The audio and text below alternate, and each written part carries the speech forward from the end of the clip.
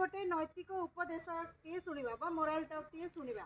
आज शुणा गोटे गछ एवं घासर कहानी।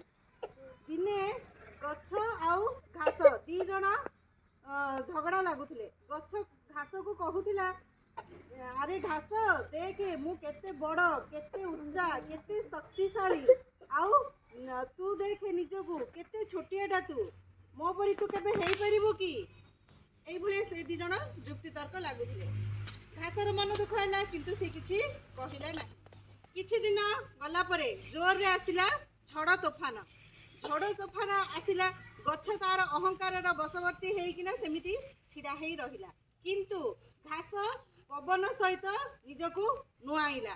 तो किछि समय पर जेतबेले झड़ तोफान कमिगला सेतबेले कौन देखा मिलला गछटी बड़ गछटी चेरु भांगी उपुड़ी पड़ी किंतु घास पुणी थे छिड़ा हो जाइए।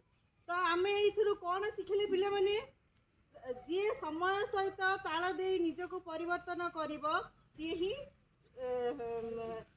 समाज रे तिष्ठि पारिब। तो केबे मन रे अहंकार भाव आनिबा नहीं सी बड़ मु छोट ए मनोभाव भी आनिबा नहीं।